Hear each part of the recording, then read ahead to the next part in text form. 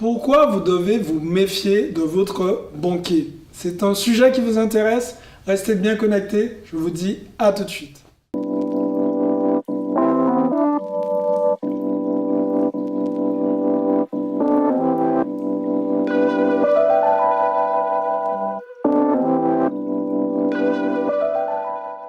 Salut à tous, je suis Xavier Préteric, je suis l'auteur du livre Cabre & Parking. Je suis aussi investisseur immobilier millionnaire et j'accompagne tous les jours des investisseurs à acheter des immeubles de rapport pour tout simplement passer au niveau supérieur.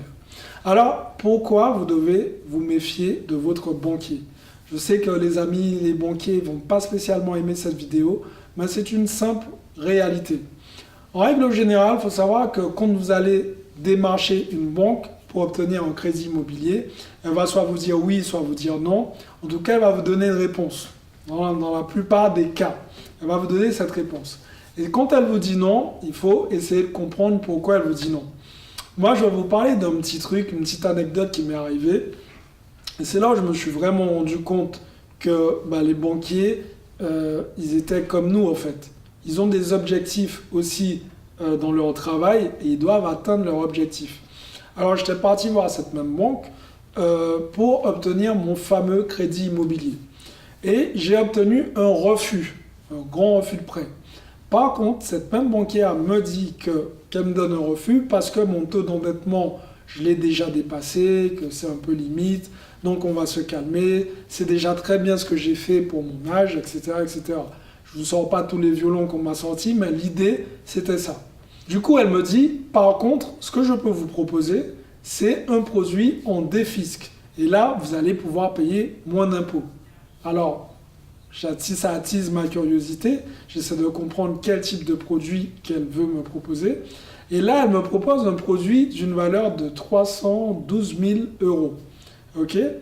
Donc, je fais un petit calcul dans ma tête. Je me dis, mais attends, je viens de lui proposer un produit qui fait 240 000 €, elle me dit que c'est pas possible. Et là, elle me propose un produit de défisc à 312 000 €. Et là, je lui ai posé une question simple. Je lui ai dit, mais ce produit à 312 000 €, il va passer malgré mon taux d'endettement? Elle m'a dit, oui, non, mais là, c'est pas pareil puisque c'est de la défisc. Donc, du coup, vous allez payer moins d'impôts. Voilà. Et à ce moment-là, je me suis dit, ok, les banquiers sont bien gentils, mais eux aussi, ils ont leur objectif à atteindre à la fin de l'année et parfois à la fin du mois. Donc, il faut faire aussi très attention à ça. Ce n'est pas parce que le banquier vous a financé sur certains projets qu'il faut vous dire, bon, maintenant, comme on m'a dit ça, maintenant, je parle sur mon produit défisc, qui sait de quoi il parle. N'oubliez pas une chose, les amis, les banquiers ne sont pas des investisseurs immobiliers. En tout cas, pas tous. Certains n'ont jamais investi. D'autres ont déjà investi. Et c'est d'ailleurs ces banquiers-là qui sont intéressants parce qu'ils comprennent tout à fait votre problématique et comprennent aussi dans quel sens que vous souhaitez aller. Donc ça, c'est plutôt cool quand vous tombez sur un banquier qui a déjà investi. Quand ce n'est pas le cas, c'est beaucoup plus compliqué puisqu'il essaie de vous donner des conseils que lui-même ne peut pas appliquer pour lui puisqu'il n'a pas investi. Donc encore une fois, faites très attention à ça. Faites attention aux produits qu'on peut vous proposer. Si vous avez un petit peu d'argent, on peut vous appeler pour vous proposer des petits placements à gauche, à droite, type assurance vie. Alors, je ne vous dis pas que l'assurance vie, c'est pas bien ou c'est bien. Je vous dis juste que, par exemple, quand vous contractez une assurance vie, pendant un certain moment, vous avez une somme qui est bloquée. Donc, ce n'est pas spécialement intéressant pour vous. Si vous êtes investisseur immobilier, que vous avez besoin de cash rapidement parfois pour débloquer certaines situations, pour avancer les frais de travaux, etc., etc. Donc, toutes ces petites choses, il faut bien les prendre en compte. Il ne faut pas prendre tout ce qu'on vous dit pour argent comptant. Et même si c'est moi qui vous le dis, je vous invite quand même à faire vos recherches de votre côté. Donc voilà, j'espère que cette vidéo vous a plu. J'espère que vous y voyez un petit peu plus clair sur ce système bancaire. Ce n'est pas méchant pour les banquiers, c'est juste que eux aussi, derrière, ils ont une famille à nourrir, ils ont des objectifs à atteindre. Ils doivent faire du placement de produits comme tout le monde d'ailleurs. C'est tout simplement de la vente. Et ça, je vous invite à faire attention à ce genre d'éléments.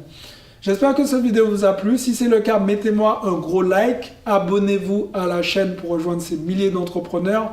Activez la cloche pour recevoir de nouvelles vidéos. Dans les commentaires, dites-moi ce que vous pensez de ce que je vous ai dit par rapport au système bancaire. Est-ce que vous On vous a déjà fait des propositions un peu du même type que moi. Si c'est le cas, dites-moi tout ça dans les commentaires et je me ferai un plaisir d'échanger avec vous. Je vous invite aussi à remplir le petit formulaire que je vous ai préparé. Comme ça, ça me permet tout simplement de vous faire un bilan personnalisé et ça vous aidera tout simplement à passer au niveau supérieur. Encore une fois les amis, passez à l'action parce que demain c'est pour les faibles. Ciao!